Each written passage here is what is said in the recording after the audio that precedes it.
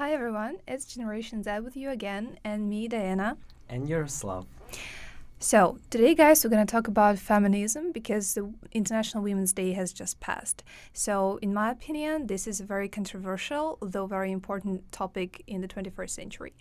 So, my first question to you is from the boys' perspective, what's your attitude towards women movement and actually a position about the women's role nowadays? Okay, so first of all, hello everyone, and today I'm super happy because feminism is just one of my favorite topics. I can talk about it like for hours, and I absolutely support feminism movement, and I'm really proud that nowadays in Western and like in a whole world, I would say feminism is really popular, and we are talking about it, we're discussing it, and just we started to understand that it's really important because unfortunately till nowadays yeah, I know that we live in 2019, but still women have less rights than men. If we will talk even for successful, if we will look at even successful countries, women are getting lower salaries and just their rights are limited. So that's why I'm pretty sure that we have to talk about it, we have to discuss it, and it's just really, really important. And what about you, Diane? Do you think that feminism is important, and what do you think in general about it? I think definitely that feminism is really important, especially nowadays, because as you said, women gain less salaries, and for me, it's like the question of principle. So, but for me, at the same time, feminism is just that it's the absolutely equal rights of men and women. So basically, it's been absolutely equal to the opposite sex and no more because nowadays women start to hate men, and there is the radical feminism, which we can talk about, that I absolutely do not understand. With feminism, just everyone needs to understand it, that feminism does not mean hating men. And talking about radical feminism, what do you think about it? Well, actually, I also really supporting equal rights, but at the same time, I understand why feminists sometimes are radical, and sometimes I even support them because unfortunately, we live in that type of world when people just don't understand some things without, I would say, aggression, because like if we look at history, always all the problems, even Christian, social, like in general religion problems, they all were solved by aggression, and it's not about just killing someone or hating someone. It's just about talking about some stuff really intense and really emotionally, because if we will just in general be really liberal, if we will just always keep into just talking about that issues, I think that nothing will change, because unfortunately a lot of men, especially men, they of course can agree with us, they of course can say yeah, we are supporting feminism and all that stuff, but when it comes to practice, they just don't do anything. So sometimes I think we have to be a little bit aggressive and just do something, not just talk, but do something to prove our position. So, and of course, if you will talk with feminists, because I have a lot of feminist friends, no one will say to you that female, like women are more cool than men and all that stuff. Even if they tell that, they just want to, even by telling that things, they just want to prove that equal rights are the most important things nowadays. So I would say that I support radical feminism, but of course, all the radical feminism as result has to become just equal rights for both sexes. There is an argument against feminism that women has already have all the rights. Basically, we just talked about that we have different salaries, but there anything else? Yes, of course, if we will compare nowadays with, I don't know, I would say like 19th, the start of 19th century, female rights just changed, I would say for 200%, because of course, female in the most countries nowadays can vote in the elections, they can work in actually just the most of possible jobs and all that stuff. But when it comes to general life, when we talk about, for example, job more deeply, not just in general, but more deeply, we would understand that we female women see sexism like every day from their bosses, from their colleagues, everywhere. And it's not only about salary that female get less salary than men. It's also about just general attitude. Because I think that if all of us would ask, for example, our moms, if they were told that, for example, oh, you're female, you're woman, that's why you will not be as much good boss as, for example, men, they will all say that yeah, they saw it and they experience it. So I think nowadays we have to talk more about I would say like our feelings and our actions, not about like general governmental issues, but about more something personal, about our attitude to females. So, of course, if we look at the statistics, we will see that actually females still cannot work in a lot of jobs, and not because they just don't want to do that, just because they're not allowed to do that, because it's just not female job. So I think it's really awkward and stupid, and we have to do something with it. But what about sexism? You say sexism, and I understand that not equal rights, okay, but Mm, I can talk about sexual assaults endlessly, but at the same time, we can see that if you look at the world's politics nowadays, you can see hundreds of women there. Like US elections to the Congress, it proved that there are the majority of women right now there. The German chancellor is woman, and the Ukrainian president in the future may be woman as well. So women are extremely popular right now in politics, and I cannot say that it's not because of feminism, because it is actually. And but but for me the problem is that in such a regular thing, like for example abortion, for me it's absolutely ununderstandable how people can go on parades and say that feminism has already proven everything, and at the same time women cannot do abortion in some countries. What do you think about the abortion laws? Oh my god, it's such a complicated issue. I would say that like first second law and right that all of us should have after like just right to live freely in our world is to do anything with our bodies that we want. And it's such stupid that nowadays in 2019 women are still limited with their actions with their body. Like we have and we can do with our bodies, with ourselves, everything that we want. It's our body, it's our life, and I cannot understand how the state, how the government can limit you with it, how the government can really nowadays still saying you that okay, so you can do this thing, but at the same time you cannot do, for example, abortion. It's not about killing the babies, it's not about that, it's about our rights, and it's about the limitation of our rights. So I absolutely agree that we have to prove that we have to still protest about that. We have to go to different parades, and we have to still talk about all that issues, and not only talk but also do something with it. For example, in Poland, I know that every year there is huge parade about the problem with abortion, because I would say thousands of women on the streets of Warsaw are protesting because of that, because I say that it's not okay that in 2019 we'll still have that problem.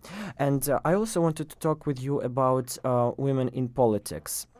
Of course, you said that in Ukraine we have like elections in the end of this month, but and of course, like the main competitor to on the chair of the president is woman. But the problem is that in Ukraine only 6% of women are in the parliament. 6%. And this percent didn't change from 2000s. So of course it's cool that president can be woman. It's great.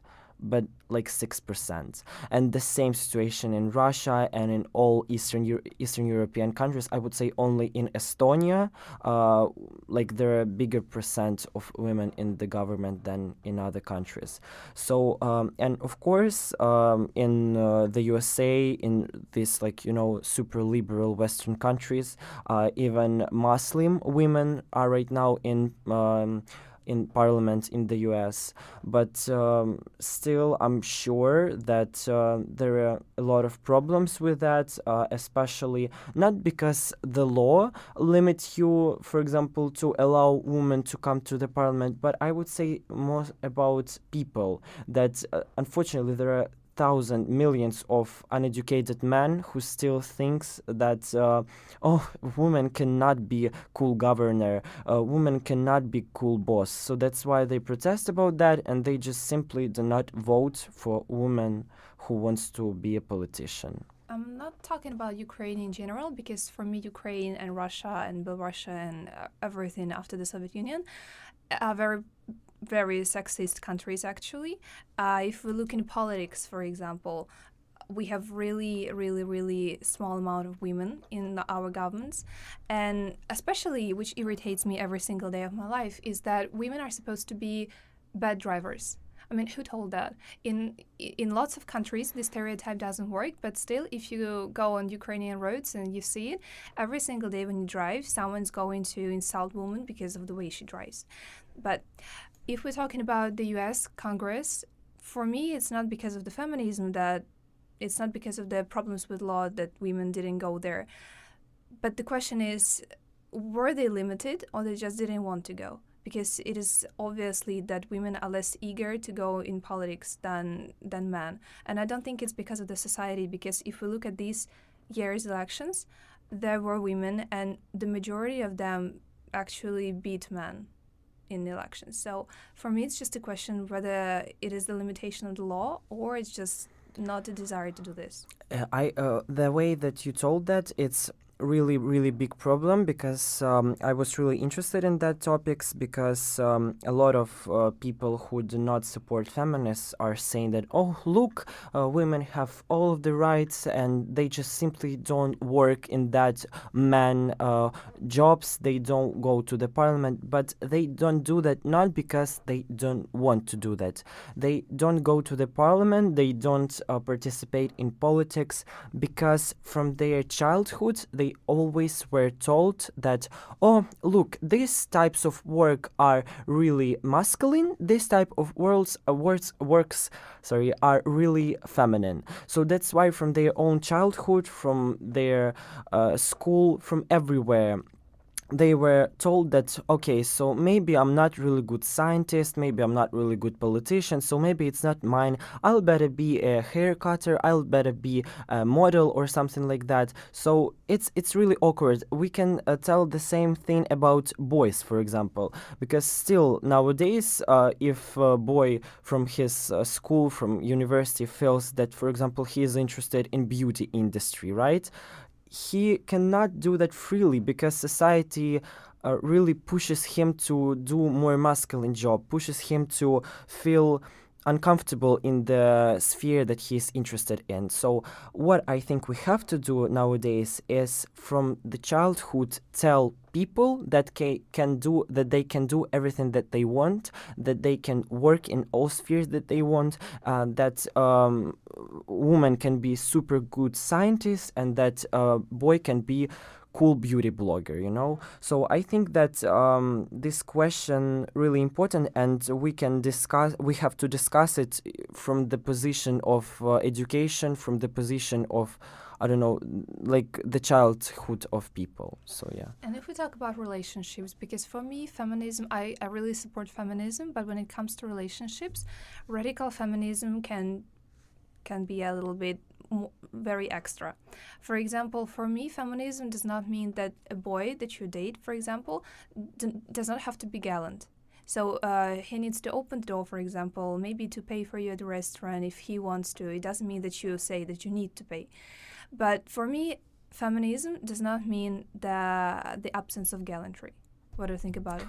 I would say that It's really interesting because a couple of days ago I was watching really interested video on YouTube of one of my favorite video bloggers. Her name is Arina Kolina. She is really famous Russian opposite journalist, and she is super pro-feminine woman and for pro-feminist woman. And she was talking about that.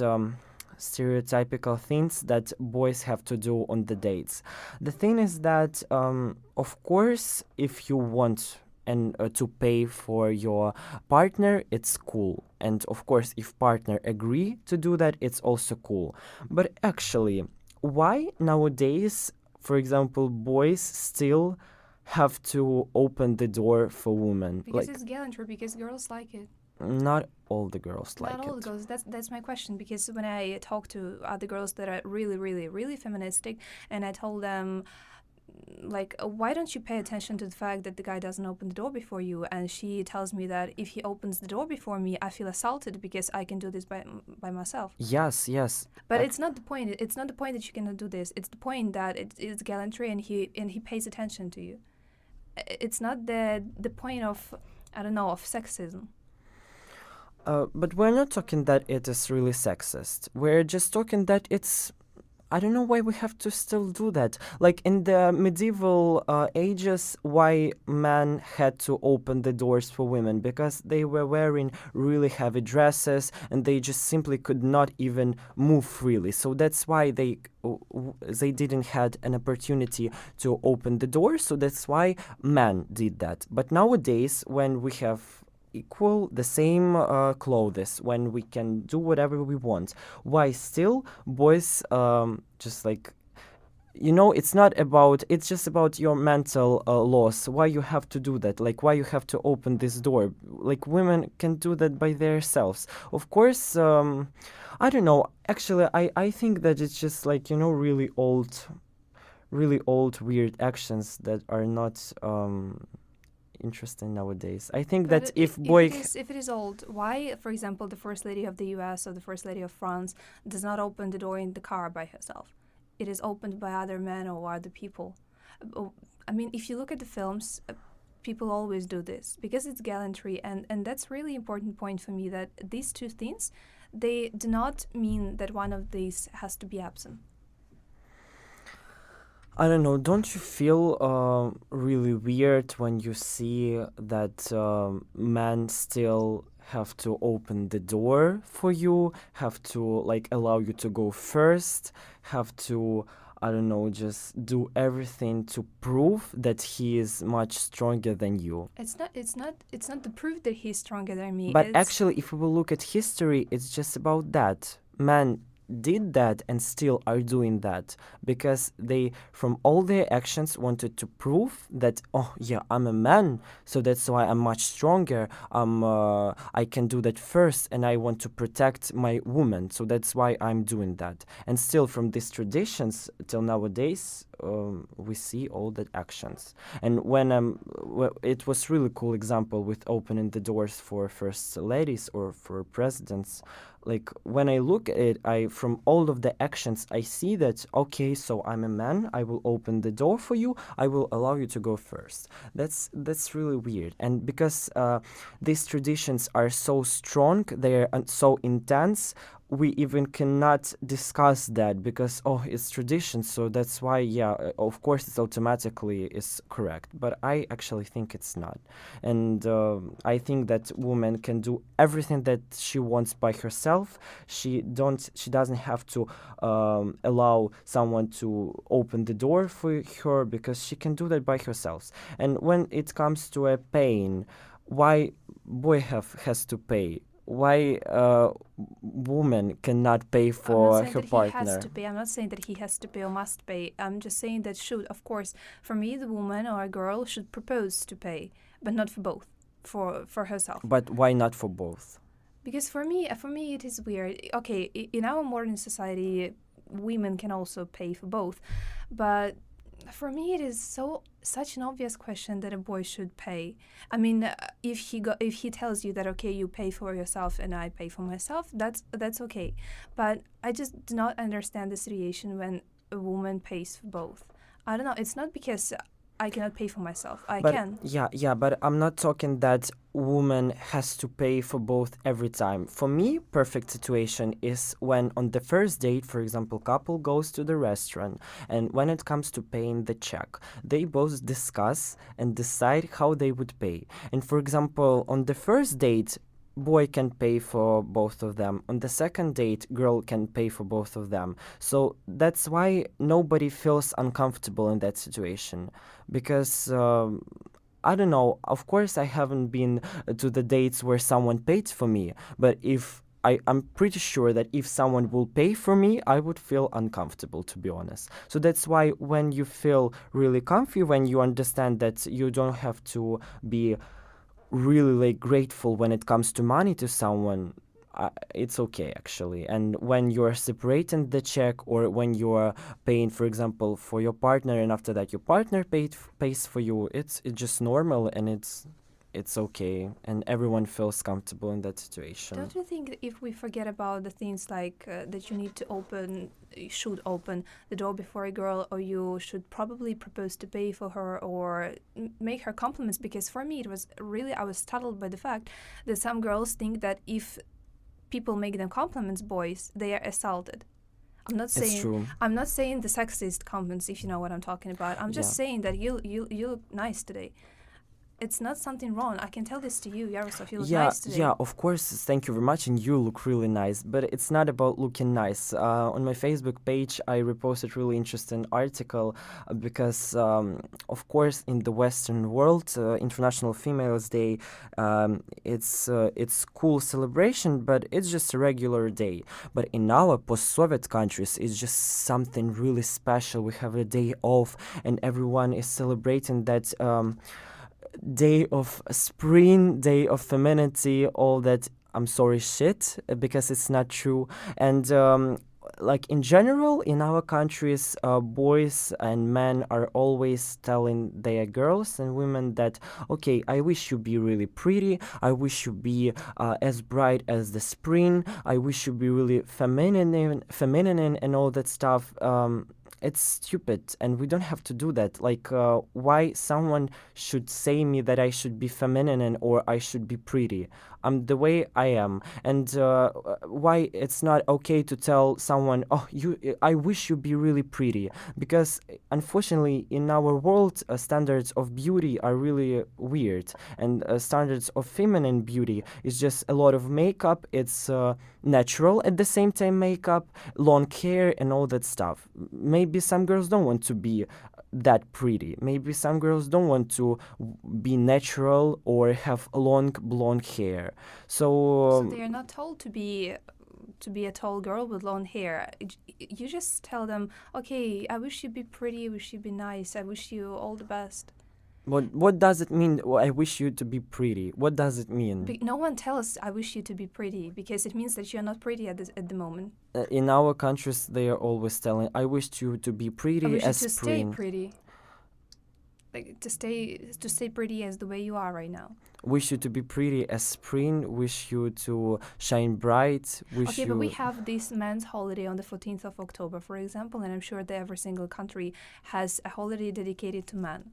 What's the problem with the day dedicated to women? Women who are mothers, who are daughters, who are grandmothers, who are great friends, and so on and so forth. Where is, if not the 8th of March, or if it is not the day when we can wish them all the best? So there is no day for women during the year. No, 8th of March is the Day of Women, but what we have to do in that day is to support female rights, to remember what those feminist activists did in the previous century to allow us nowadays, all the women, feel free and do whatever we want to do. And also talking about that man days, for example, 14th of October or 23rd of February. It's nowadays it's just super masculine, super militarized celebrations, because why the hell we have to say compliments only to men when in our army there are thousands of No, no, women? no. There is a separate day for Ukrainian army. It's the 6th of December. Yeah, but for example, 23rd of February is the day of Soviet Army, and We do not celebrate it in yeah, Ukraine, so we're but not in pretty. we are have listeners from a lot of countries, post-Soviet countries, and I would say why we are celebrating that holiday, when because it's the holiday of Soviet Army, and in general we are saying compliments to our fathers, to our grandfathers, those people who served in Soviet Army. When in Soviet army also served a lot of women. Why we're not talking about that at all? It's just all that stupid celebrations are super super cliche. There is nothing about female rights in our countries when it comes to 8th of March. It's just about the celebration of stupid standards which our society made. So So, would you buy a bouquet of flowers for a girlfriend on the 8th of March or give her any present or wish her something? I would ask her if she wants to And if she receive that. wants to? I would buy. So, you would appreciate the fact that she wants to be wished staying The pretty and. same as me. If someone would ask me, "Do you want to get iPhone?" I would say yes. No, for example, I'm asking you right now, do you want, for example, me to wish you to stay, for example, strong and pretty and nice person at the 14th of October? It's different things. No, first of all, I hate all that military celebration It's not and military celebration. The uh, military celebration is on the 14th of 6th October. of December. I don't care. I even don't know where those celebrations are, and I don't want to be wished to stay strong because I don't understand what do you mean by staying strong. Like It's what? abstract. I can tell you, I wish you to be the same person as you are right now, happy, nice, and so on and so forth. You So I can can wish avoid me to these do that cliches. on the birthday or like on the new year to stay the same person as you are right now. But for example, there is an International Day of Journalists, and I don't know the date, but it actually exists. And on this day, I'm gonna tell you, please stay the same journalist as you are right now. And you're gonna tell me, oh, you can tell me this every single day of my life. What's the point? But we are right now talking about a little bit different things. Like I was telling you that it's not okay to wish all those standard super masculine cliches on the International Women's Day and on the Man Day, and you're right now telling me about Day of I'm Journalists. just saying that we need to have holidays dedicated to something. For example, the Yes, holiday dedicated to women, yeah, the but holiday. they have to be celebrated in the right way. That's what I'm talking about. If it's International Women Day, we don't have to say to our women, okay, stay really feminine and be as bright as the spring. It's not about that at all. So you would like girls to be feminine. I don't care about that. If girl wants to be feminine, you're right. If you don't want to be feminine, you're right. What I want to wish to girls on the International Women's Day is to be free to do whatever you want and to just look whatever you want to look. Not to be feminine and to be bright. That's what I'm talking about. If girls want to be feminine, if she wants to have long hair, if she wants to wear high heels, it's her right. It's beautiful. If she wants to have short pink hair and to be full of tattoos and to wear only man clothes, it's her right. It's But beautiful. it still means that I can, and you can wish her to stay pretty because she's pretty as the way she is. If you will tell that, stay pretty is the way you are. Yeah. Yeah, that's cool, but not just stay pretty. What does it mean, stay pretty? Like, what does it mean? Stay pretty, it means that you are already pretty, so I wish you to stay like that. What I wish to my mom and to all of my family members who associate them with with girls, I would say I would just wanted to say them that I wish you to be powerful. I wish you to stay the way you are. I wish you to be strong and not allowing anyone to stop you, because International Women's Day is dedicated to all those feminist activists who died for our rights because they were killed on the streets of New York because there were a lot of protests. And in this day, we have to celebrate them and we have to remember for which rights they were fighting. And if we're talking about feminism in general, what's the biggest problem for you overall? Like the biggest?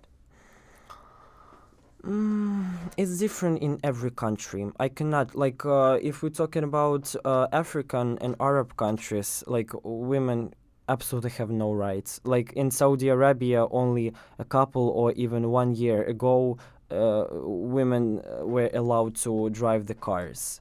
So they have million of problems. When it comes to our post-Soviet countries, there are all those stupid cliches and limitations in the work. When it comes to Western part of the world, it's more, I would say, psychological things, and just like the way how men feel about women in the government, the way how they associate their future with women. So in every country there are different problems with that. But in general, what I want to say is that we have to raise our children to automatic like we have to raise our children in the way that in the future they would automatically don't think that we have to fight for our laws because we already have them.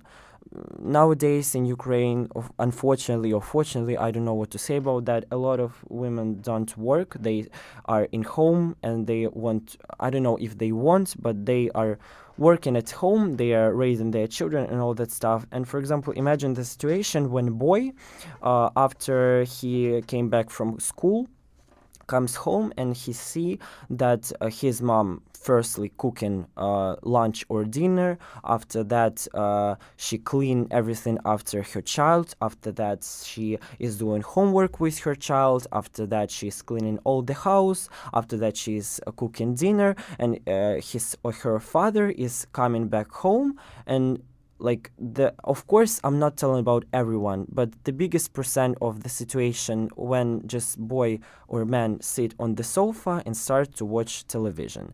And when young boy see all that situation, when he see those model